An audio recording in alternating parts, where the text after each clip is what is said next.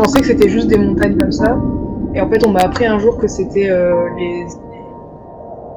les chutes de charbon. Globalement, un crassier dans une exploitation houillère, c'est une décharge. C'est le charbon qu'on remonte au fond, qui a été traité à la surface, et c'est les déchets de ce traitement-là. Ce qui fait, c'est ce qui n'est pas vendable en fait, les déchets en question.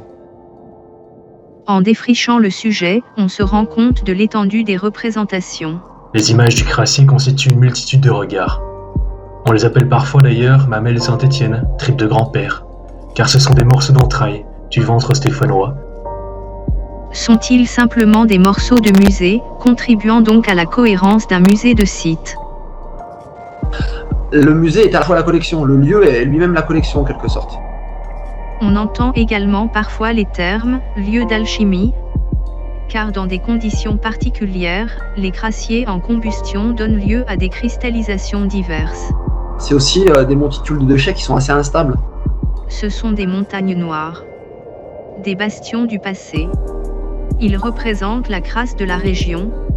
Parfois, on les appelle petits Sahara car ce sont des endroits difficilement accessibles spatialement. On les nomme encore montagnes de sueur. Ce sont des monuments qui se sont élevés au rythme des efforts des ouvriers. Un peu moins maintenant, mais il y a quelques années, il était utilisé comme un lieu de revendication par les syndicats. On voyait apparaître des messages syndicaux sur le crassier.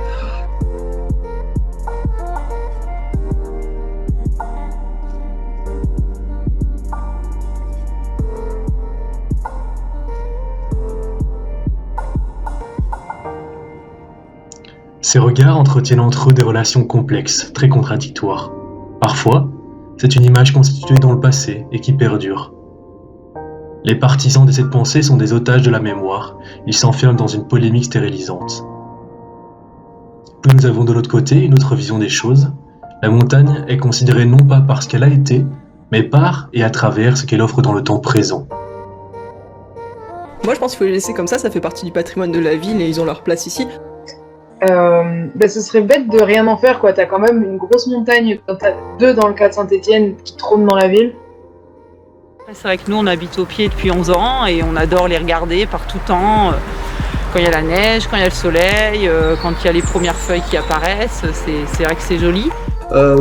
Si vous observez bien ces crassiers, vous avez des bouleaux qui poussent dessus, des arbres.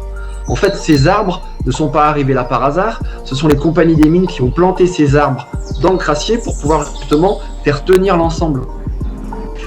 Dans la région, un crassier, et d'ailleurs comme dans le reste de la France, un crassier c'est quelque chose de conique. Sauf que la plupart du temps, vous n'avez pas que des formes coniques en termes de crassier.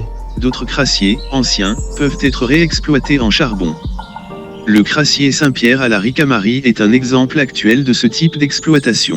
Ce qui veut dire qu'à terme, ce crassier va disparaître. Et ça représente bien la ville, surtout quoi. Saint-Étienne est beaucoup connu pour sa mine, donc du coup, voilà. Après, nous on espère qu'un jour la ville peut-être en profitera pour faire un chemin de randonnée ou enfin quelque chose qui soit exploitable. C'est vrai que malgré qu'on comprend bien que ce soit encore plein de peut-être un peu dangereux, je sais pas, avec des déchets peut-être toxiques, il y aurait peut-être moyen de faire des passerelles en bois, enfin je sais pas, que ce soit un patrimoine complètement exploité comme le musée qui est en bas, quoi.